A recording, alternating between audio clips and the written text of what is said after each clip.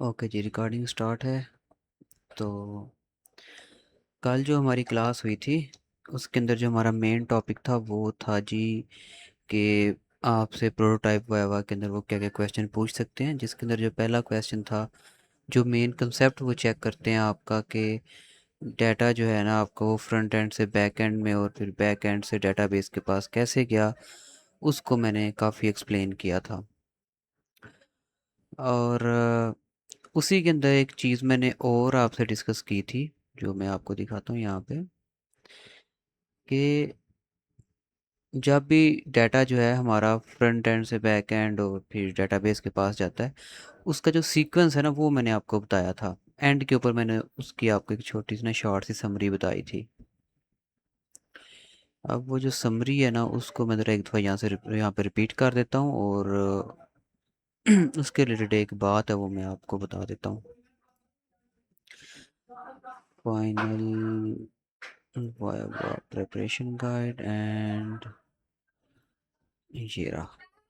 तो ये मैंने आपको कल दिखाया था कि इस तरह जो भी आपका पेज है ना, फ़र्ज़ करें कैटेगरी को ऐड करने का है या आपका कोई भी प्रोजेक्ट, जैसे काफ़ी सारे प्रोजेक्ट है ना अभी पीएचपी के, जैसे कंस्ट्रक्शन वाले हैं, तो इनका अगर यूज़र कोई ऐड हो रहा है, कोई हम अंदर कोई नई चीज़ ऐड कर रहे हैं, इवेंट डिस्कवरी का है, तो इसके रिलेटेड अगर मैं बात करूं तो फ़र्ज़ करें हम एक इवेंट नया ऐड कर रहे हैं।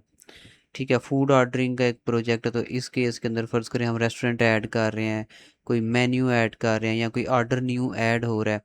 ठीक है, इसी तरह सो ऑन आपके प्रोजेक्ट्स के अंदर जो भी चीज़ ऐड हो रही है, अपडेट हो रही है, डिलीट हो रही है, तो वो फॉर्म के थ्रू होगी, राइट।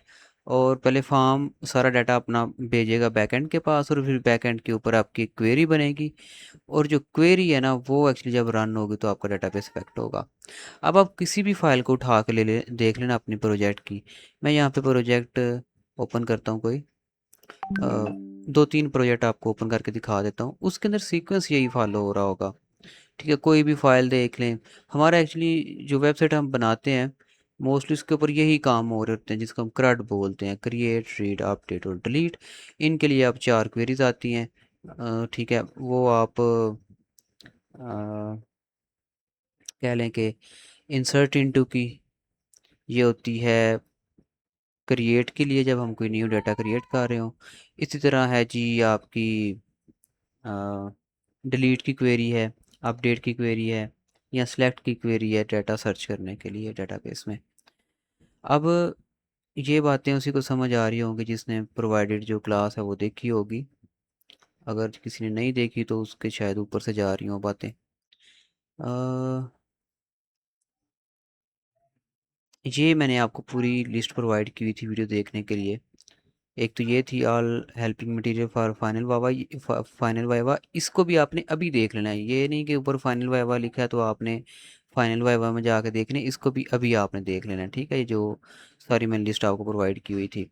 उसके बाद ये एसक्यूएल क्वेरीज जो भी कंसेप्ट मैंने बोला है वो इसके अंदर हमारा क्लियर हुआ होगा।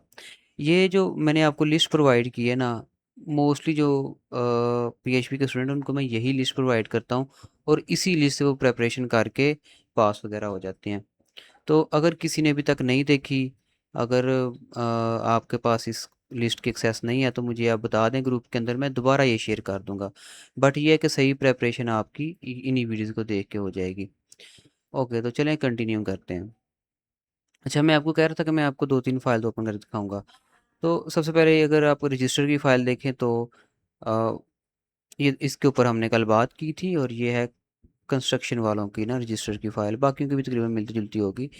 तो एक चीज़ जो मैंने कल आपको बताई थी वो ये कि आपका जो फ़ाइल का स्ट्रक्चर है ना, कोई भी फ़ाइल है, लाइक अगर मैं लॉग आउट खोल लेता हूँ, लॉग इन, ठीक है, मोस्टली जो फाइल हैं उनका स्ट्रक्चर ये है कि पहले ऊपर आपका बैकएंड का कोड है यानी कि पीएचपी का, उसके बाद नीचे ये हमारी एचटीएमएल शुरू होगी या फिर फ्रंट एंड का लॉजिक नीचे आएगा। ठीक है, तो इस तरह से, और जो बैकएंड का लॉजिक है उसके अंदर ही हमारा इस चीज़ ये डाटा रिसीव हो रहा होगा फ्रंट एंड से, और उसको हम उसकी रिलेटेड क्वेरी को पास कर रहे होंगे। जैसे ये देखें यहाँ पर सेलेक्ट की क्वेरी लगी हुई है, लॉगिन के केस के अंदर जो है ना वो सिलेक्ट की क्वेरी यूज़ होती है, क्योंकि हम जो यूज़र लॉगिन और पासवर्ड लिखता है या मेल और पासवर्ड लिखता है उसको हम मैच कर रहे होते हैं डेटाबेस के अंदर जाके, क्या इस नाम की कोई ईमेल और पासवर्ड है, अगर तो है तो फिर यूज़र लॉगिन हो जाएगा, वरना उसको कह देते हैं कि भाई जो तुमने ईमेल लिखी है या पासवर्ड लिखा है वो गलत है।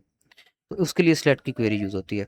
ठीक है, बाकी सीक्वेंस अगर आप देखें तो वही है जो कल मैंने आपको बताया था कि ये देखें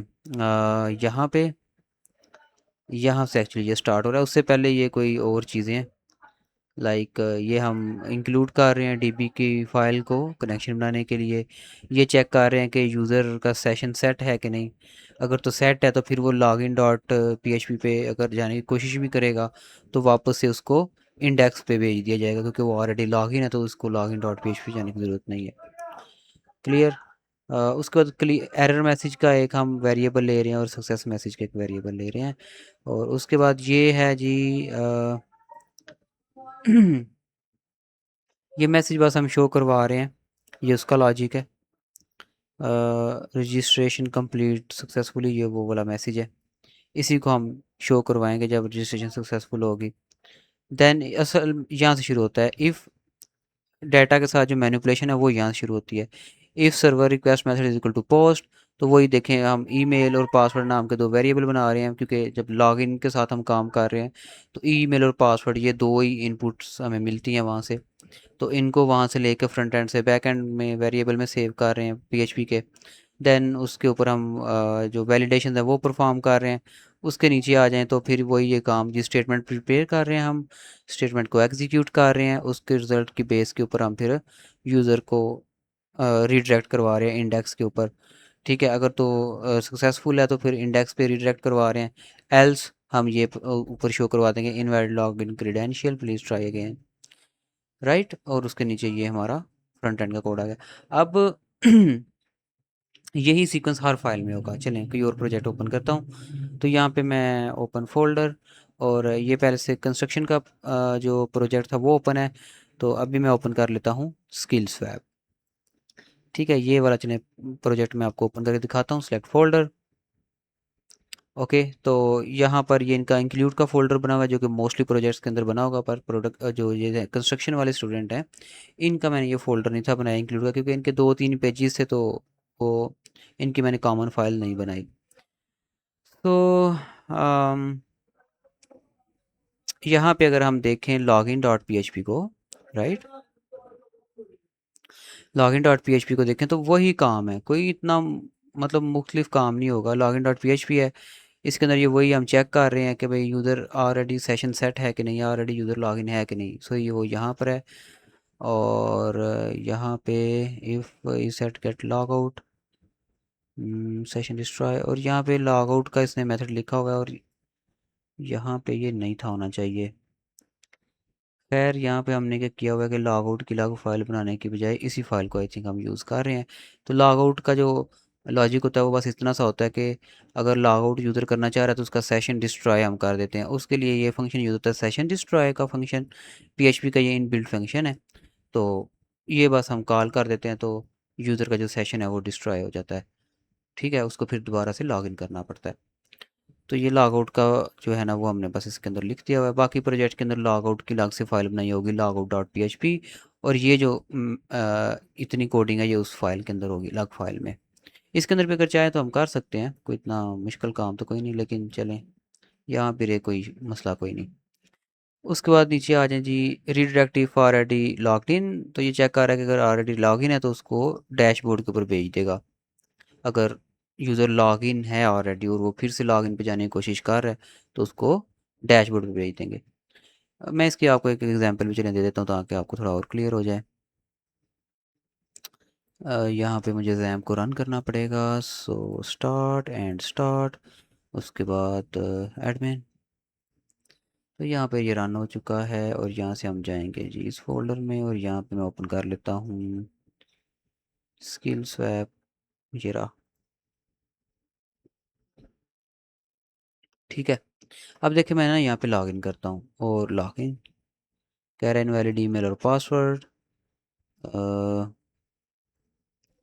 ईमेल और पासवर्ड हम डेटाबेस में से देख लेंगे, तो मैं यहाँ पे डेटाबेस भी ओपन कर लेता हूँ।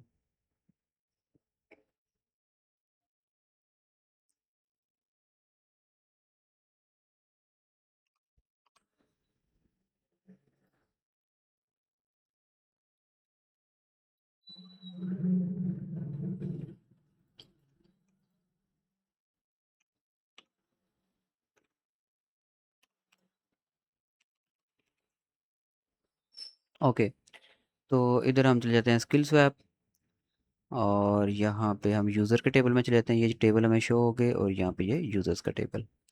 तो इसके अंदर जाके मैं कोई एक यूज़र का ना लॉगिन पासवर्ड एक्चुअली देखना चाह रहा हूँ।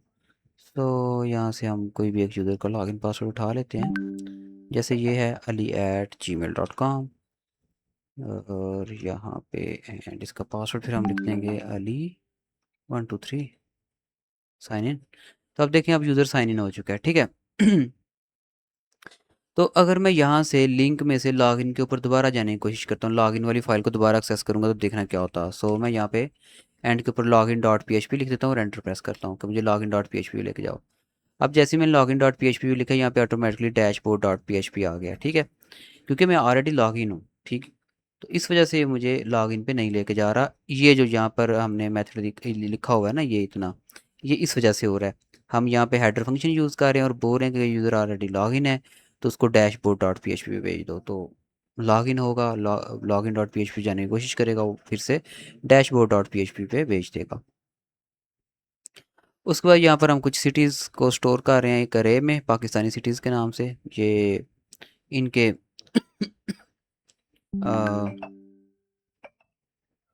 प्रोजेक्ट की रिक्वायरमेंट थी स्किल स्वैप वालों की। बहरहाल मेन चीज़ जो हमने देखनी है वो ये फंक्शन है इनका।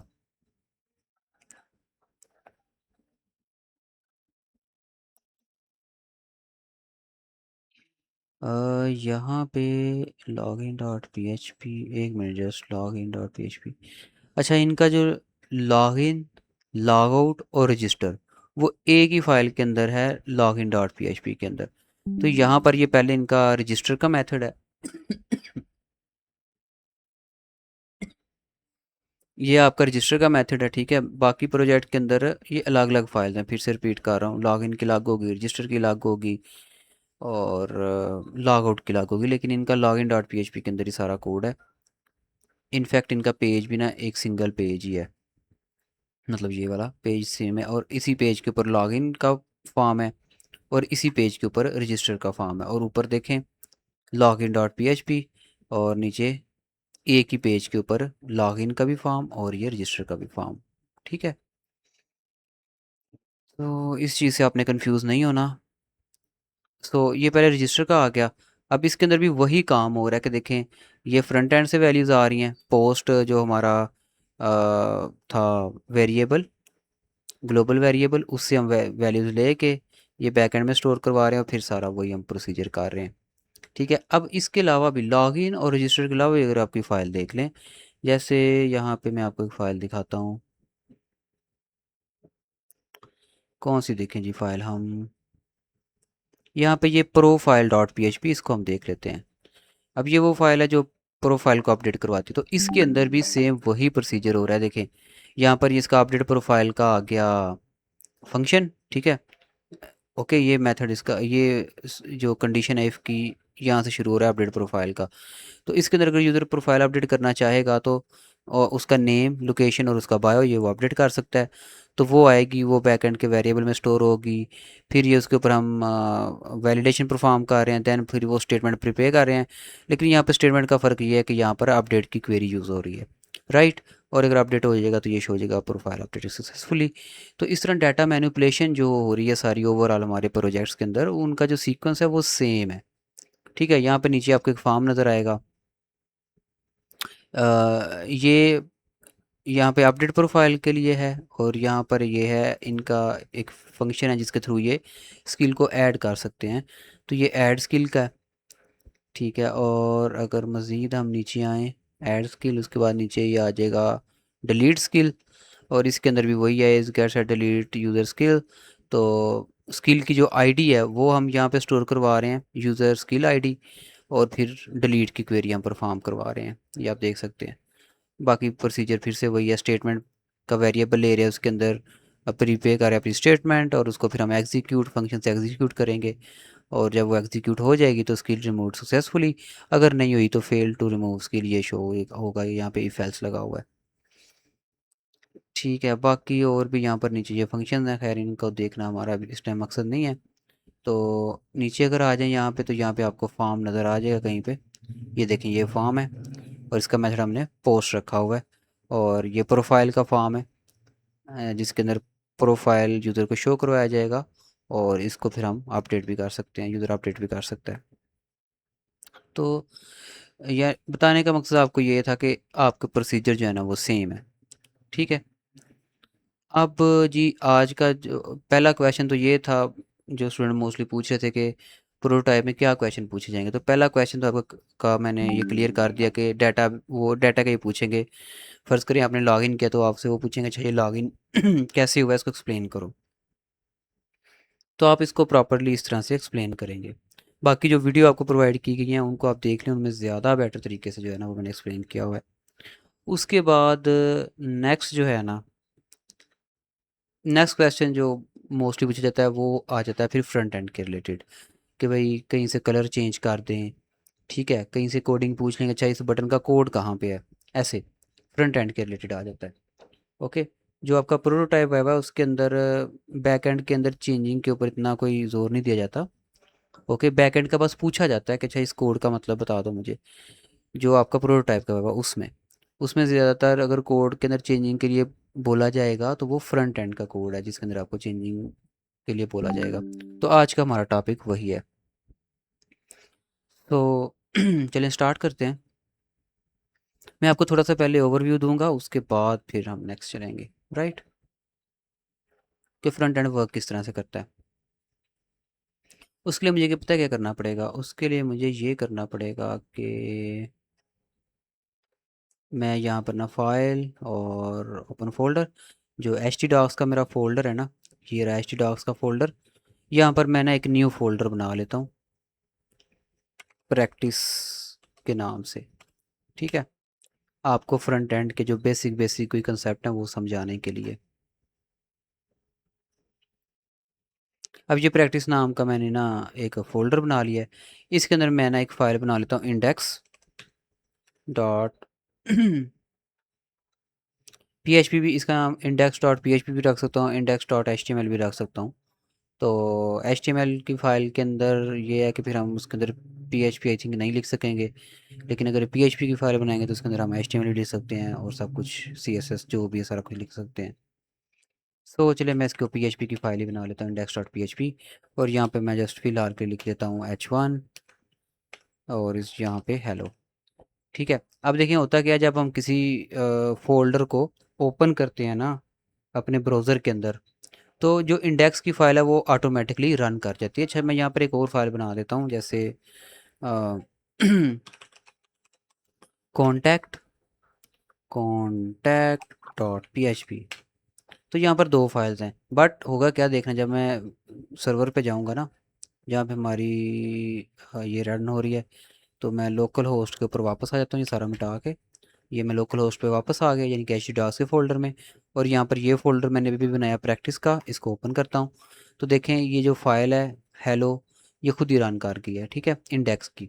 और जो इंडेक्स की फाइल है ना उसका यूआरएल भी आगे नहीं आता, ये देखें यहाँ पर कोई यूआरएल नहीं आ रहा। राइट, आप देख सकते हो यूआरएल नहीं आ रहा यहाँ पे आगे, सिर्फ फोल्डर का नेम आ रहा है प्रैक्टिस। उसके बाद index dot PHP automatically run कर गई है, जो कि मैंने आपको पहले बताया, ये इंडेक्स वाली फाइल खुद ही रन कर जाती है, इसके अंदर हेलो में नज़र आ रहा है। और चाहे इंडेक्स डॉट PHP हो चाहे इंडेक्स डॉट HTML हो, ये दोनों फाइल्स खुद से रन कर जाती हैं। राइट, अब हम क्या करेंगे, अब हम देखें, अब फ़र्ज़ करें हमने इस फाइल के ऊपर जाना है, इस फाइल को एक्सेस करना है ना, तो उसके लिए हम क्या करेंगे, इसका एक बटन ऐड कर देंगे। और बटन ऐड करने के दो तीन तरीके हैं। ठीक है, जो मोस्टली यूज़ होता है वो हमारा यूज़ होता है एंकर टैग, ए टैग भी बोलते हैं इस तरह से। ठीक है, यहाँ पर HREF के अंदर हमने इसका बस नाम लिख देना होता है, यानी इसका पाथ। तो इसका पाथ है contact डॉट PHP।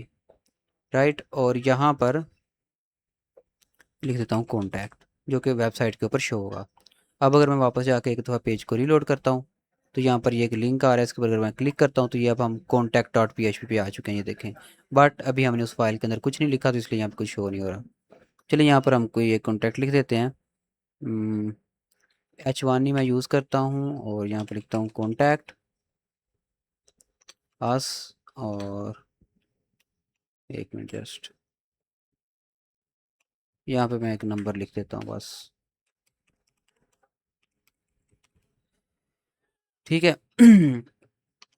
तो आप देखोगे कि देखिए अब यहाँ पर हेलो और ये नीचे कॉन्टैक्ट शो हो रहा है, और यहाँ से हम बैक जा सकते हैं, राइट। और अगर मैं यहाँ पर एक बैक का बटन बनाना चाहूँ तो उसको मैं कैसे बना सकता हूँ, उसके लिए फिर से यहाँ पे एक ए टैग रख देता हूँ वही से, और इस लिंक के अंदर मैं index dot P H P लिख दूँगा, और यहाँ पर मैं होम लिख दूँगा, सॉरी, इसके अंदर हम बैक टू होम ये लिख देंगे। और अगर मैं इसको रीलोड करूँ तो, सॉरी, यहाँ पे कॉन्टैक्ट में जाएंगे, ये देखिए बैक टू होम, इस पर क्लिक करूँगा तो वापस हम ये इंडेक्स वाले पे आ गए, और यहाँ पर अब इंडेक्स शो हो रहा है, बट जब वेबसाइट अभी लोड होती तब index dot P H P नहीं शो होता। तो ये था कि हम एक पेज से दूसरे पेज के ऊपर किस तरह जाते हैं, राइट। आपके जो बटन्स हैं ना सारे किसी दूसरे पेज के ऊपर जाने के लिए, वो भी इसी तरह ही लगे हुए हैं। जैसे मैं यहाँ पे एग्जांपल चलें आपको दे देता हूँ, बल्कि एग्जांपल क्या देनी है उसके लिए मुझे प्रोजेक्ट दोबारा से ओपन करना पड़ेगा, इसको ही मैं आपको बटन में कन्वर्ट करके दिखाता हूँ। बल्कि नहीं, सीक्वेंस से चलना चाहिए। अच्छा, तो ये थी आपकी ना एच टी एम एल बस आपकी यूज़ होती है कंपोनेंट वेब के ऊपर, कंपोनेंट बनाने के लिए कोई, ठीक है। अब बाकी रह जाती है इसकी स्टाइलिंग पोजीशनिंग, उसके लिए फिर सी एस एस यूज़ होती है, ठीक है। चलिए आप चलते हैं सी एस एस की तरफ। और जो कंपोनेंट मेनली यूज़ होते हैं वो एक H1 यूज़ होता है हेडिंग के लिए, ए टैग यूज़ होता है जिस तरह फाइल को आपस में लिंक करने के लिए या बटन बनाने के लिए दूसरी फाइल के ऊपर जाने के लिए। उसके बाद आ जाता है बटन, और ये सिर्फ यूज़ होता है आपके फॉर्म्स वगैरह के अंदर जिसकी टाइप सबमिट और ये वो होती है, ये सिर्फ फॉर्म में यूज़ होता है। नेक्स्ट आ जाएं, और फिर आ जाता है हमारा टेबल, मोस्टली यूज़ होता है टेबल बनाने के लिए, ठीक है। ये एक मुझे टेबल का दे भी रहा है, चलो मैं इसको टैब मार देता हूँ तो आ जाएगा।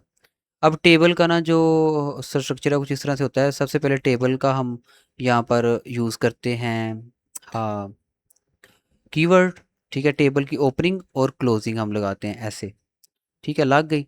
अब इसके अंदर हम सबसे पहले बनाते हैं टेबल रो, और टेबल रो के अंदर फिर अगर तो हेडिंग हम बना रहे हैं तो फिर उसको हम टी एच जो कंपोनेंट है वो यूज़ करते हैं, ये आप देखें इसका मतलब होता है टेबल हेड। मैं आपको थोड़ा सा यहाँ पे जाके बताता हूँ, ये देखें ये टेबल बन गया, ओके। तो पहले सबसे पहले हमने क्या बनाया, टेबल। मैं इसको ना थोड़ा छोटा कर देता हूँ, यहाँ खुद से बना के दिखाता हूँ। देखिए सबसे पहले हमने बनाना है टेबल ऐसे, और अभी कुछ भी शो नहीं होगा, अगर मैं अभी आपको दिखाऊं तो ये देखें कोई टेबल नहीं शो हो रहा, राइट। कैसे शो होगा देखें, ये ना मुझे सजेशन दे रहा है तो ये इससे शायद आपको कन्फ्यूजन हो जाए। सो टेबल हमने बना लिया, अब हम एंटर प्रेस करेंगे, देखें टेबल की ओपनिंग और क्लोजिंग आ गई। अब हमने इसके अंदर ऐड करनी है रो, तो सबसे पहले हम टी आर जो कंपोनेंट है उसको ऐड ऐसे लेंगे, ये आ जाएगी पहली रो। अब पहली रो के अंदर आपको पता है कि टेबल के ऊपर ना वो हेडिंग होती हैं, ठीक है। जैसे फ़र्ज़ करें हम एक टेबल बनाना चाह रहे हैं, उसके अंदर क्या आ रहा है, नेम आ रहा है और एज आ रही है। तो इसके अंदर टेबल, पहली जो टेबल रो है उसके अंदर क्या आएंगे, टेबल के हेड आएंगे, तो उसके लिए टी एच जो कंपोनेंट है वो यूज़ होता है, राइट। तो उसके अंदर नेम और एज और ये सिटी को, चलिए सिटी भी हम ले आते हैं, तो ये इस तरह से ये आ जाएंगे। बाकी की जो टेबल रो इसने बना दिया खुद से, इनको मैं मिटा देता हूँ। तो अभी के लिए आपको क्या नज़र आएगा, जस्ट ये देखें आपको हेडिंग नज़र आ रही है, नेम एज और सिटी, राइट, ऐसे। और ये थोड़ा वो बोल्ड है जैसे हेडिंग होती टेबल की। अब अगर थोड़ा नेक्स्ट चलें चलें एक और टेबल रो फिर हम ऐड कर देते हैं, इसके लिए फिर से टी आर हम लेंगे, टेबल रो एक न्यू ऐड कर रहे हैं, लेकिन अब हमने डाटा ऐड करना है, अब हमने हेडिंग नहीं ऐड करनी। तो उसके लिए जो यूज़ होता है उसे हम कहते हैं टी डी, टेबल डाटा, ठीक है। तो पहला नेम जो हम ऐड करना चाह रहे हैं जी मैं अपने ही कर लेता हूँ, ठीक है, ऐसे। और फिर से टी डी आएगा, और इस टीडी में क्या आएगा, टेबल डाटा में क्या आएगा, इसमें एज आएगी, क्योंकि यहाँ पर दूसरा जो ऊपर कॉलम है वो किसका था, एज का। तो एज मैं 25 लिख देता हूँ, और तीसरा था सिटी का, तो फिर से टीडी आएगा, और इसके अंदर हम लिख देंगे सिटी मेरी गुजरांवाला है तो मैं वो लिख देता हूँ ऐसे, ठीक है। अब यहाँ पे इसके अंदर नीचे हम कितनी भी रोज़ ऐड कर सकते हैं, बट मैं यहाँ पे आपको एक दफ़ा दिखा देता हूँ, ये देखें नेम आ गया, एज आ गया और सिटी गुजरांवाला आ गया। अब टेबल की हम अगर बॉर्डर ऐड करना चाहें तो यहाँ पर इसकी एक बॉर्डर प्रॉपर्टी आती है, वो मैं यूज़ कर सकता हूँ। बॉर्डर 1, तो यहाँ पर आप देख सकते हो इसका बॉर्डर लग जाएगा। ठीक है, अगर मैं इसको बॉर्डर लेट्स से 5 कर दूंगा तो फिर क्या होगा, वैसे मुझे इसका आइडिया नहीं है कि क्या होगा। अच्छा, यहाँ पे लिखा ही नहीं गया 5, वेट, अब लिखा गया। तो ये देखें, वो यानी कि वो बॉर्डर थिक हो जाता है। ठीक है, ऐसे।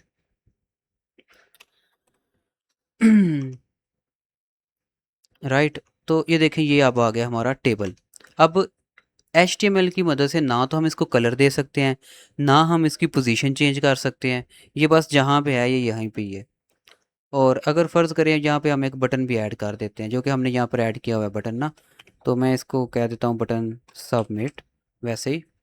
तो ये एक्चुअली ना बटन है, जो ये छोटा सा आपको नज़र आ रहा है, ये वो बटन है। तो ये आपको नज़र आना शुरू हो गया। ठीक है, तो देखें, इसका हम कलर वगैरह नहीं, हम ऐड तो कर सकते हैं HTML से। ठीक है, लेकिन ना हम इसका कलर कर सकते हैं, कुछ भी नहीं कर सकते। HTML बस ऐड यूज़ होती है आपके कंपोनेंट को पेज के ऊपर ऐड करने के लिए। राइट, और अगर मैं यहाँ पे, ठीक है, तो यहाँ पर हमने कितने कंपोनेंट देख लिए, हेडिंग देख ली, ए टैग देख लिया, उसके अलावा हमने पैराग्राफ भी कल देखा था। तो ये काफ़ी सारे कंपोनेंट यूज़ हुए होंगे आपके प्रोजेक्ट के अंदर। मेनली वैसे यही होते हैं, हेडिंग होती है, टेबल होता है, और एक फॉर्म। हाँ, फॉर्म रह गया हमारा, फॉर्म, ये चीज़। तो फॉर्म के अंदर इसकी जो प्रॉपर्टी है वो एक एक्शन होता है। उसके बाद एक्शन के बाद एक होता है मेथड। ठीक है, ऐसे। यहाँ पर गेट का ले लिया इसने, ये कल मैं एक्सप्लेन कर चुका हूँ, इसको मैं अगेन एक्सप्लेन नहीं करूँगा। तो टेबल की तरह फॉर्म में भी ना ऐसे होता है कि फॉर्म की ओपनिंग होती है, उसके अंदर प्रॉपर्टीज आ जाती हैं। प्रॉपर्टीज़ हमेशा ओपनिंग टैग के अंदर ही आती हैं। ठीक है, ये भी मैं कल आपको बताया था कि ये प्रॉपर्टी जो है ना, ये हमेशा ओपनिंग टैग के अंदर आती हैं, क्लोजिंग टैग के अंदर नहीं आती। तो इस तरह फिर फॉर्म के अंदर कुछ इनपुट होती है हमारी, जैसे मैं यहाँ पर एक इनपुट ले लेता हूँ, और ये बाकी और भी इनपुट मैंने यहाँ पर ले लिए हैं। इनपुट इनपुट के अंदर फिर उसकी टाइप होती है, नेम होता है, और बाकी भी काफ़ी सारी प्रॉपर्टीज़ होती हैं। जितनी हमें चाहिए हम वो यूज़ कर सकते हैं, जो कि हमने कल डिस्कस की थी। इसको मैं रिलोड करता हूँ तो यहाँ पर आप देखें एक फॉर्म भी आ चुका है। ठीक है, बट ये बहुत सिंपल है। चलिए, हम इन्हीं चीज़ों को रखते हैं। अब हम क्या करेंगे, अब हम इनके ऊपर ना CSS अप्लाई करेंगे, थोड़ा सा इनको बेटर करने के लिए। राइट, तो CSS जो है ना, इसको अप्लाई करने के 3 वे होते हैं। ओके, CSS को अप्लाई करने के 3 वे होते हैं। एक को हम कहते हैं जी इंटरनल, यहाँ पे मैं लिख देता हूँ। अब ये जो सारी बातें हैं ना, ये इस क्लास के अंदर हैं, मुझे पता है, ये CSS and bootstrap with PHP। लेकिन क्या करूँ, आप लोग नहीं देख रहे। कुछ हैं जो देख रहे हैं, और बाकी अल्लाह हाफिज़ है। अच्छा जी, यहाँ पे CSS जो है, इसको अप्लाई करने के ना तीन तरीके मैं आपको तीनों दिखाऊंगा। नंबर 1 है जी इनलाइन, नंबर 2 है जी आपका इनलाइन होता है, और एक होता है इंटरनल, और एक होता है लास्ट वाला एक्सटर्नल। मैं तीनों तरीक़ों से आपको यहाँ पे इम्प्लीमेंट करके दिखाऊंगा, तीनों तरीके। इनलाइन पता है क्या होता है? इनलाइन ये होता है कि कोई भी है ना कंपोनेंट, हम उसके अंदर ही स्टाइल टैग ओपन कर लेते हैं। जब भी हमने CSS लिखनी है ना, उसके लिए हमें स्टाइल टैग या स्टाइल प्रॉपर्टी उसके अंदर लिखना पड़ेगा। राइट, चलिए देखते हैं। हम शुरू करते हैं इससे, H1 से। H1 का ना कलर स्टाइल देते हैं इसको। तो इनलाइन के अंदर क्या होगा, इसका जो ओपनिंग टैग है ना, उसी के अंदर हम स्टाइल प्रॉपर्टी लिखेंगे, कुछ इस तरीके से। स्टाइल, आप देख सकते हो ऊपर आ रहा है स्टाइल। तो स्टाइल, उसके बाद यहाँ पे डबल कोटेशन मार्क्स आ जाएंगे, देख रहे हो आप। और इसके अंदर अब हम कोई भी प्रॉपर्टी लिख सकते हैं, कितनी मर्जी इसकी CSS की प्रॉपर्टी लिख सकते हैं। CSS की प्रॉपर्टी बेशुमार हैं। उसके अंदर पोजीशनिंग के रिलेटेड प्रॉपर्टीज आती हैं, बैकग्राउंड कलर के रिलेटेड आती हैं, फॉरग्राउंड कलर के रिलेटेड आती हैं, और भी काफ़ी सारी हैं। तो अब ये देखें, मैं स्टाइल टैग ओपन कर लिया इसके ओपनिंग टैग में, स्टाइल प्रॉपर्टी। और अब यहाँ पे इसकी जो स्टाइलिंग की प्रॉपर्टी हम यहाँ पे इसके अंदर लिख सकते हैं। सबसे पहले चलिए मैं कलर की लिख देता हूँ, कलर। तो हम चाह रहे हैं इसका कलर जो है ना वो ब्लू का, ये हिंट दे रहा है, चलिए हम ब्लू ही लिख देते हैं। ओके, उसके बाद बैकग्राउंड कलर ब्लू का दे रहा है, लेकिन मैं बैकग्राउंड कलर जो है ना वो येलो कर देता हूँ, ताकि फ़र्क तो नज़र आए, येलो। ठीक है, ऐसे। उसके बाद फ़ॉन्ट वेट बोल्ड कर देते हैं, जो कि पहले बोल्ड है। और टेक्स्ट लाइन सेंटर, तो ये सेंटर में आ जाएगा। इस तरह जितनी मर्जी प्रॉपर्टीज हम यहाँ पे सेट करते हैं। फ़ॉन्ट साइज़ भी सेट कर सकते हैं। 100 px है तो इसको हम छोटा बड़ा भी कर सकते हैं। लाइक 100 px है तो इसको मैं 10 px करूँगा तो छोटा हो जाएगा। ठीक है ऐसे। और पोजीशनिंग के रिलेटेड भी इसी के अंदर, तो ये काफ़ी सारी प्रॉपर्टीज़ मैंने इसके अंदर ऐड कर दी हैं। इसको हम कहते हैं जी इन लाइन, यानी कि जो कंपोनेंट है उसका जो ओपनिंग टैग है उसके अंदर स्टाइल टैग को यूज़ करके प्रॉपर्टीज़ को लिखना CSS की, इसको हम कहते हैं इन लाइन मेथड। ये मेथड आप तब यूज़ कर सकते हैं जब आपको कहें कि जी फलाने बटन का कलर चेंज कर दें, तो आप फ़ौरन से जाओगे उस बटन का जो है ना HTML वो ढूंढोगे और उसके HTML के अंदर ही स्टाइल टैग लिख के उसके अंदर फ़ौरन से कलर चेंज कर दोगे। ये सबसे ईजी वे होता है। ठीक है। बाकी हम इसको फर्दर डिस्कस करते हैं कि ये ईजी वे क्यों होता है। अच्छा चलें, जो हमने किया पहले इसको देखें उसी कि हमने किया क्या है। तो मैं इसको एक दफ़ा रीलोड करता हूँ, तो आप देख सकते हो कि जो हेलो है ना, इसका जो बैकग्राउंड है ये पूरा येलो हो चुका है, और ये इसका जो टेक्स्ट साइज़ था वो मैंने 5 px कर दिया था। तो 5 px बहुत छोटा साइज़ होता है। ठीक है, अगर मैं यहाँ पे सॉरी 10 px है तो इसको मैं 100 px पे अगर ले जाऊँ तो यह बहुत बड़ा हो जाएगा, ये देख सकते हो आप। राइट, इसका जो फोरग्राउंड है, कलर मैंने बोला था ब्लू। ओके। और फोरग्राउंड बोलते हैं, मतलब जो टेक्स्ट होता है ना इसको फोरग्राउंड, जो टेक्स्ट का कलर होता है ना उसको फोरग्राउंड कलर बोलते हैं। और ये कलर बस लिख के आगे कलर का नेम लिख देते हैं, जिससे इसका टैग जो कलर है वो चेंज हो जाता है। बाकी बैकग्राउंड बोलते हैं, जो आप बैकग्राउंड का ऑब्वियसली आपको पता ही होगा। तो बैकग्राउंड कलर हमने येलो सेट किया था। फ़ॉन्ट वेट हमने बोल्ड बोला था तो वो ये बोल्ड ही है, वैसे भी हेडिंग बोल्ड ही होती है। और टेक्स्ट लाइन हमने सेंटर बोला था, तो जब हम टेक्स्ट लाइन सेंटर बोल देते हैं ना, तो जो हमारा टेक्स्ट होता है ना, जो कंपोनेंट होता है वो सेंटर में चला जाता है। तो ये टेक्स्ट लाइन हम किसी को भी कर सकते हैं, मतलब ऐसा नहीं कि सिर्फ टेक्स्ट को। जैसे फ़र्ज़ करें ये फॉर्म है ना, ओके, तो फॉर्म को पहले मैं एक डिव दूंगा, या डायरेक्टली चलें करके देखते हैं। ठीक है, ये फॉर्म है, इसके अंदर मैं लिखता हूँ स्टाइल, स्टाइल, और इसके अंदर मैं कलर नहीं, मैं सिर्फ टेक्स्ट लाइन यूज़ करता हूँ। टेक्स्ट लाइन सेंटर कर देता हूँ, तो देखते हैं फॉर्म के साथ क्या होता है। टेक्स्ट लाइन सेंटर तो हो गया है, बट इसके ऊपर कोई असर नहीं पड़ा। ठीक है, ये यहाँ पे रह रहा है, मतलब इसकी तरह ये सेंटर में नहीं आया। हालांकि मेरा जहाँ तक ख्याल था कि ये सेंटर में आ जाएगा। चलें ये बटन के ऊपर अप्लाई करके देखते हैं। स्टाइल, इसके अंदर भी हम स्टाइल टैग ओपन करेंगे और टेक्स्ट लाइन सेंटर करके देखते हैं। Style and text line centre, okay good. अब हम इसको, नहीं सिर्फ ये जी टेक्स्ट के ऊपर ही काम करता है, टेक्स्ट लाइन।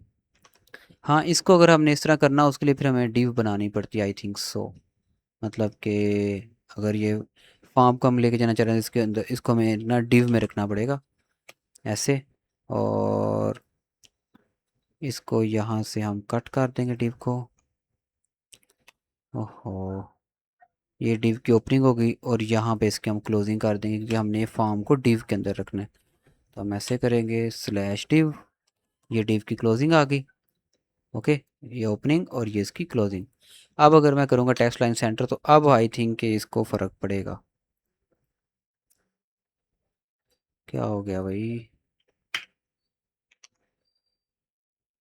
हाँ देखा, अब इसको फ़र्क पड़ा है। क्यों? क्योंकि अब ये एक डिव के अंदर है, हमने इसको एक पोर्शन में रखा हुआ है। ये डिव, डिव समझ लें एक डब्बा या सेक्शन समझ लें पेज का। तो एक्चुअली क्या हुआ है कि ये डिव मूव की है, जो डिवीजन थी या जो सेक्शन था वो सेंटर में चला गया, और उसके साथ फॉर्म भी फिर वो सेंटर में चला गया क्योंकि ये फॉर्म इस डिव के अंदर पड़ा हुआ था। तो डिव हम इसलिए बनाते हैं ताकि पोजीशनिंग में आसानी हो। बाकी कुछ इसलिए भी हम डिव बनाते हैं कि जो डिव के अंदर प्रॉपर्टी ऐड करेंगे वो पूरे फॉर्म के ऊपर ऐड होगी। मतलब अगर बैकग्राउंड में येलो बोलता हूँ ना डिव का, तो पूरे फॉर्म का जो बैकग्राउंड कलर है वो येलो हो जाएगा, ये आप देख सकते हो। ठीक है ऐसे,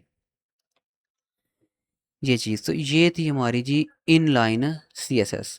खैर इसको हम ज़्यादा कॉम्प्लिकेटेड नहीं करते, फ़िलहाल आपके समझने के लिए मैं यहाँ पे Ctrl+Z कर देता हूँ। Okay, Ctrl+Y। फ़िलहाल के लिए हम क्या कह रहे हैं कि H1 का जो स्टाइल उसका जो कलर है वो हम रेड रख रहे हैं। मैं इसको रीलोड करता हूँ तो सारी स्टाइलिंग मैंने हटा दी है और इसका कलर जो है ना जस्ट रेड, एक ही स्टाइलिंग मैंने अप्लाई की है। तो ये अभी हमने एग्जांपल देखी थी किसकी, इनलाइन सीएसएस की। अब चलते हैं नेक्स्ट। नेक्स्ट हम देखेंगे पहली टाइप मैंने आपको बोली थी इनलाइन, जो कि मैं आपको दिखा दी। नेक्स्ट आ जाते हैं इंटरनल सीएसएस पे। मैं इसके आगे सीएसएस भी लिख देता हूँ, सीएसएस एंड एक्सटर्नल सीएसएस। अब आ जाते हैं इंटरनल सीएसएस पे। इंटरनल सीएसएस पता है क्या होती है, कि जिस फाइल के अंदर आपके एचटीएमएल के कंपोनेंट पड़े हुए हैं ना, उसी फाइल के अंदर आप टॉप के ऊपर एक स्टाइल का जो टैग है वो ओपन कर लेते हो ऐसे। अब इसके अंदर आप अपने कंपोनेंट को गेट करके उनकी स्टाइलिंग चेंज कर सकते हो। कंपोनेंट को यहाँ पे गेट करने के काफ़ी सारे मेथड हैं। तो सबसे पहले उनको बाय नेम हम गेट करते हैं, लाइक H1। ठीक है, तो अगर मैं इस तरह लिखता हूँ H1 कलर रेड, या कलर इसका हम कर देते हैं ग्रीन कर देते हैं। ठीक है, और बटन का कलर हम कर देते हैं, बटन का कलर भी चले ग्रीन कर देते हैं। ओके, तो देखिए हम बाय कंपोनेंट के नेम उसको गेट कर रहे हैं। ठीक है, जैसे H1। तो इससे क्या होता है एक्चुअली, कि जितने भी H1 होंगे ना उस पेज के अंदर, जितने भी जहाँ जहाँ पे H1 होगा या जहाँ जहाँ पे हमने बटन कंपोनेंट यूज़ किया होगा, उन सब के ऊपर ये स्टाइलिंग अप्लाई हो जाएगी। यहाँ पर हम H1 की H1 लिख के इस तरह करली ब्रेसेस ओपन करेंगे, देन को क्लोज करेंगे, और इसके अंदर हम कितनी भी स्टाइलिंग लिख सकते हैं। ठीक है, कलर की और उनकी पोजीशनिंग की, या कोई भी वो हम लिख सकते हैं, उनका बॉर्डर ये वो सब कुछ। ठीक है, तो वो फिर जितने भी H1 टैग होंगे सब पे अप्लाई हो जाएगी। राइट, चलें अभी फ़िलहाल के लिए हम इतना देखते हैं। यहाँ पर मैं आपको एक कंसेप्ट भी बताना है, वो है प्रायोरिटी का कंसेप्ट। अब आप देख सकते हो यहाँ पर इसकी जो कलर है ना वो ग्रीन हो चुका है, और यहाँ पर जो बटन है उसका कलर भी ग्रीन हो चुका है। राइट। और एक चीज़ अब मैं आपको यहाँ पे एक और कंसेप्ट आ जाता है इसके अंदर ना, वो होता है प्रायोरिटी का। तो प्रायोरिटी जो है ना सबसे ज़्यादा होती है इनलाइन की, इसकी मोस्ट होती है। चलिए प्रायोरिटी का मैं नंबर लिख देता हूँ यहाँ पे। इसकी प्रायोरिटी होती है, फर्स्ट प्रायोरिटी ये होती है, और सेकंड प्रायोरिटी होती है ये, और थर्ड प्रायोरिटी फिर होती है एक्सटर्नल की। अब इसका मतलब क्या है, प्रायोरिटी का फर्स्ट सेकंड थर्ड, ये आपको मैं समझा देता हूँ। देखें, अब मैंने ये जो इनलाइन ये CSS यूज़ कर रहा हूँ यहाँ पे, इसके अंदर मैंने कलर बोला है ग्रीन। लेकिन अगर मैं यहाँ पर भी स्टाइल टैग ओपन कर लेता हूँ H1 का,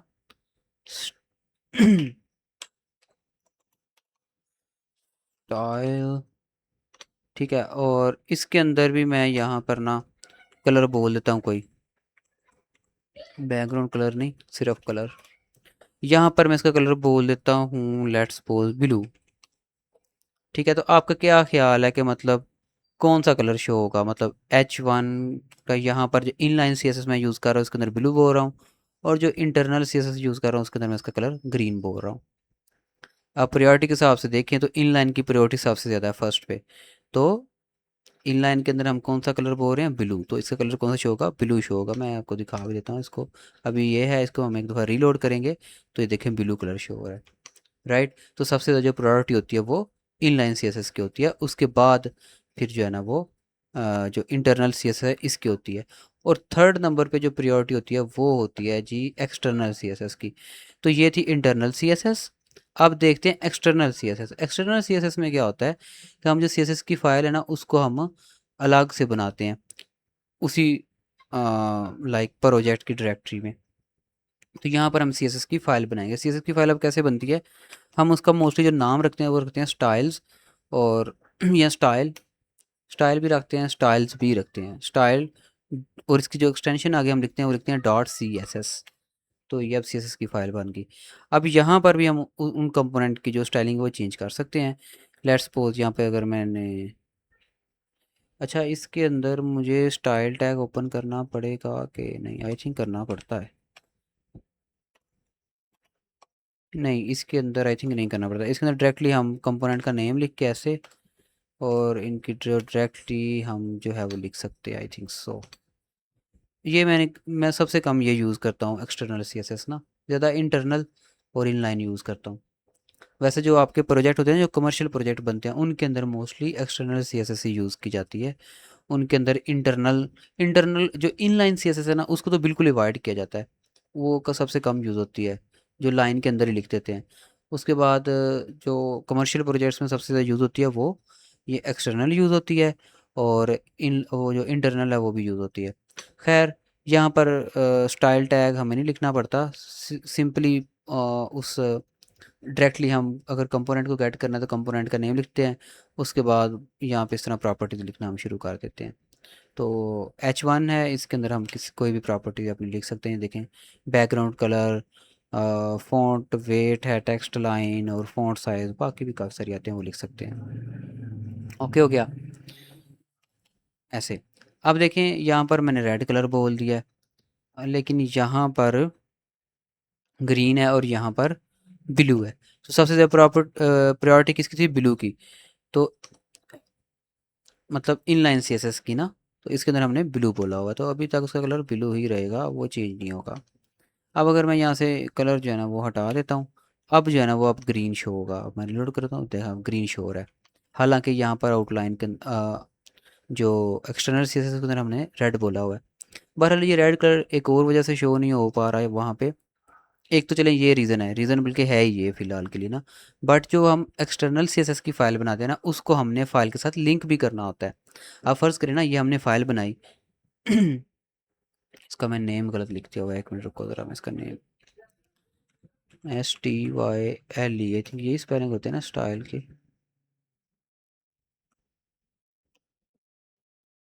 स्टाइल,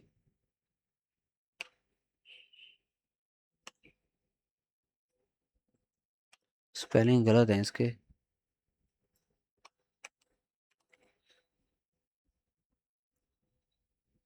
STYLE, हाँ यही होते हैं। अच्छा जी, तो style dot C S S, अब इसके जो स्पेलिंग है वो करेक्ट है। तो देखिए, हमने एक फ़ाइल बनाई है। अब हमें कोड को कैसे पता लगे या वेबसाइट को कैसे पता लगे कि भाई ये फ़ाइल जो है ना वो मैंने इस फाइल के साथ अटैच करनी है या फिर इस फाइल के साथ अटैच करनी है, या फिर कितनी भी फाइल है ना, तो हमें फ़ाइल को अटैच करवाना पड़ता है। जैसे इंडेक्स डॉट PHP है ना, चलिए इसके साथ अगर अटैच करवाना है तो जो PHP की आपकी बॉयलर प्लेट होती है ना, बॉयलर प्लेट हम इसको कहते हैं। ये देखें, जो PHP का पेज होता है ना, उससे पहले ये यूज़ होती है। मतलब ये बॉडी होती है, बॉडी के अंदर एक्चुअली आपकी सारी HTML या सारा कंटेंट होता है। तो चलिए मैं क्या करता हूँ, ये जो आपका इंटरनल CSS है ना, ये एक्चुअली आपका जो करेक्ट फॉर्मेट HTML के पेज का वो ये है कि पहले ऊपर HTML डॉक टाइप HTML आता है, फिर हमने वो लैंग्वेज स्पेसिफाई की होती है, ना भी कर तो चलता है।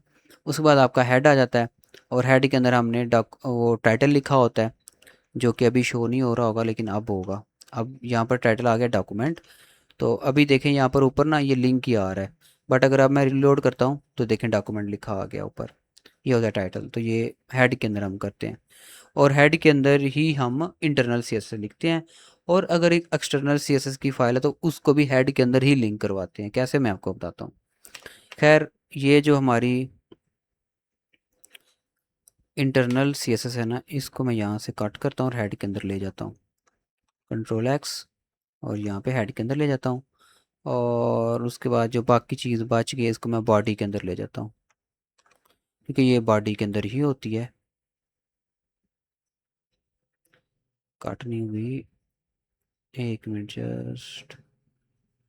ठीक है, ये आ गया हमारा हेड, और ये आ गई हमारी बॉडी।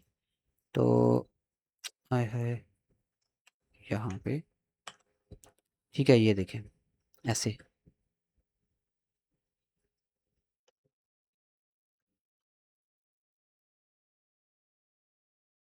एक मिनट जस्ट।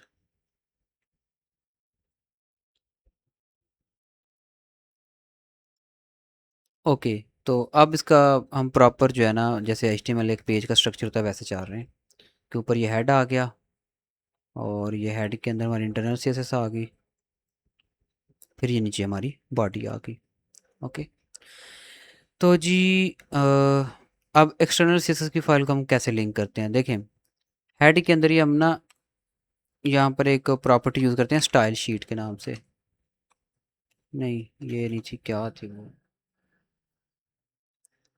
ये सॉरी लिंक, ये यूज़ करते हैं लिंक, इस तरह से लिंक कंपोनेंट यूज़ करते हैं। और इसका भी क्लोजिंग नहीं होता, ये बस इसकी ओपनिंग होती है।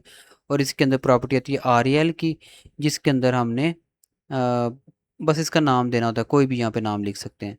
और फिर H R E F component आता है, और उसके अंदर स्टाइल जो है ना, ये स्टाइल इसका हमने पाथ देना होता है। तो ये अभी रूट फोल्डर में है, तो बस इसका नेम लिख देंगे style dot C S S, ऐसे। तो अब ये अटैच हो चुकी है index dot P H P के साथ, ठीक है। और इसके अंदर हमने जो एक्सटर्नल थी हमारी file, external C S S, इसके अंदर हमने H1 का कलर चेंज किया हुआ है और बटन का कलर रेड बोला हुआ है। बट ये अभी वर्क नहीं करेगा, मैं आपको दिखाता हूँ, क्योंकि इसकी प्रायोरिटी सबसे कम होती है। यहाँ पे आता हूँ, रिलोड करता हूँ, तो आप देख सकते हो कोई कलर नहीं चेंज हो रहा, वो ग्रीन ही जो है ना कलर है यहाँ पे। क्यों? क्योंकि यहाँ पे हमने जो इंटरनल सी एस एस है उसके अंदर इनका कलर ग्रीन बोला हुआ है। तो जब तक हम इसको नहीं मिटाएंगे, इस सी एस एस को नहीं मिटाएंगे, इन प्रॉपर्टीज़ को नहीं मिटाएंगे, तब तक एक्सटर्नल वाली शो ही नहीं होंगी। चलिए मैं इसको मिटा देता हूँ, अब जाके रीलोड करता हूँ, तो अब आप देखेंगे इनका कलर रेड हो चुका है, इनकी external C S S apply हो चुकी है। तो देखें हमने आज क्या क्या कवर किया, एच टी एम एल को थोड़ा सा कवर कर लिया है, उसके बाद ये जो सी एस एस है इसको हमने थोड़ा सा कवर किया है। आज के लिए इतना ही काफ़ी है, बाकी इंशाल्लाह जो है ना हम कल देखेंगे। और कल हम कहाँ से शुरू करेंगे वो मैं यहाँ पे लिख देता हूँ। कल जो है ना, हम आज हमने ये देख लिया है, कल हम शुरू करेंगे सी एस एस का एक कंसेप्ट है बहुत इंपॉर्टेंट हमारे लिए, class, class concept of C S S, ठीक है। क्लास एंड आईडी भी इसके अंदर ही हम ले आते हैं, क्लास एंड आईडी कल के लिए ये है। अच्छा जी, आज का जो हमने पढ़ा है इसके बारे से अगर कोई आपका क्वेश्चन है तो वो आप पूछ लें आप।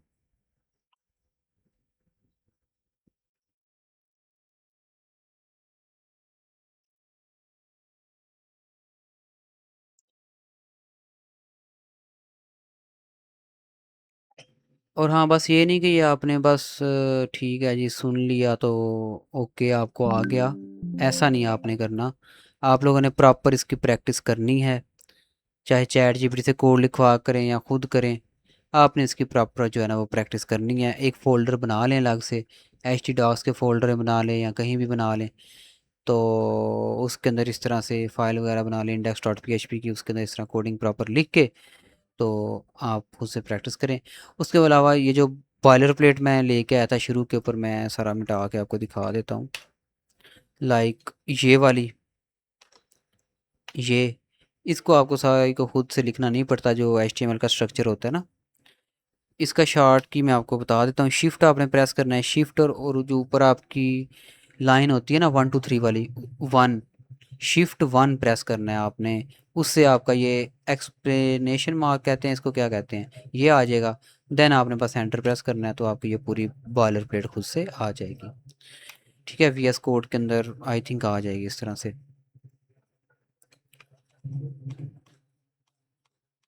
बाकी आपने इसकी प्रैक्टिस भी करनी है, और अपना प्रोजेक्ट ओपन करके देखें, उसके अंदर मज़ीद जो है ना वो HTML के जो कंपोनेंट हमने यूज़ किया उनको फाइंड करें, उनके ऊपर सर्च करें कि ये किसके लिए यूज़ होता है। कुछ को तो हमने यहाँ पे डिस्कस किया है, फॉर्म को डिस्कस किया है, ये BR का मैं ऑलरेडी आपको कल क्लास में बता चुका हूँ। तो बाकी भी आपके जो HTML के कंपोनेंट आपके यूज़ हुए हैं, वो आपने हर फाइल को स्क्रॉल करके नीचे आ जाना है। आपको पता है वो फाइल के ऊपर तो हमारी वो बैकएंड का लॉजिक है ना, और नीचे हमारा HTML का HTML है, या फ्रंट एंड कह लें, नीचे होती है फाइल में। तो उधर आ जाएं, उधर जो हमने HTML के कंपोनेंट यूज़ किए उनके नेम पढ़ें, और फिर उनको सर्च करें कि ये किसके लिए यूज़ हुआ है, ये किसके लिए यूज़ हुआ है, ठीक है। इस तरह आप इंटरेस्ट लेके अपने प्रोजेक्ट को समझें तो इंशाल्लाह आपको समझ आएगी। इंटरेस्ट लेके नहीं समझेंगे तो कुछ भी समझ नहीं आएगी। इसको बोझ ना समझें, ठीक है। ऐसे ही समझें कि आप कोई नई चीज़ सीख रहे हैं, इस तरह इंटरेस्ट लेके सीखें इसको, इंशाल्लाह आपको समझ आएगी। अच्छा जी, कोई क्वेश्चन है तो वो पूछ लें, नहीं तो फिर मैं जो क्लास है उसको एंड करता हूँ।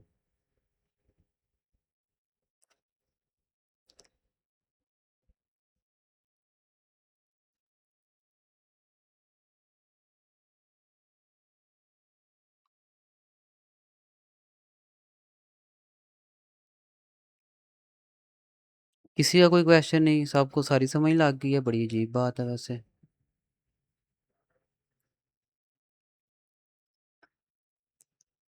ओके जी, आई होप किसी का क्वेश्चन नहीं है तो मैं क्लास को एंड कर रहा हूँ। मिलते हैं अपनी नेक्स्ट क्लास में, तब तक के लिए अल्लाह हाफिज़। और नेक्स्ट क्लास में ग्रुप के अंदर वो बता दूंगा कब होगी। सर एक बार रिव्यू दे दें भाई, मैं इसका क्या रिव्यू दूँ? अगर आपको कोई किसी स्पेसिफिक जगह से नहीं समझ आई तो वो आप पूछें। रिव्यू में इसका क्या दूँ कि मैंने ये आपको जो देखें सबसे पहले मैंने आपको ये बताया था कि फाइल्स को आपस में हम लिंक किस तरह से करते हैं। राइट, HREF जो वो जो ए टैग है वो हम किस तरह से यूज़ करते हैं बटन वगैरह बनाने के लिए। ठीक है, पहले तो मैंने आपको यही बताया। उसके बाद मैंने ये कुछ HTML के कंपोनेंट यहाँ पे आपको बना के दिखा दिए थे कि भाई HTML किस तरह से वर्क करती है। ओके, और HTML क्यों हम यूज़ करते हैं सिर्फ कंपोनेंट बनाने के लिए। फिर मैंने आपको CSS का बताया है कि CSS की क्यों यूज़ होती है, उसके कलर हम किस तरह से चेंज कर सकते हैं, प्रॉपर्टी कैसे लगा सकते हैं। और तीनों उसके मेथड बताए, इनलाइन, इंटरनल और एक्सटर्नल। यही थी बस आज की समरी, और क्या था।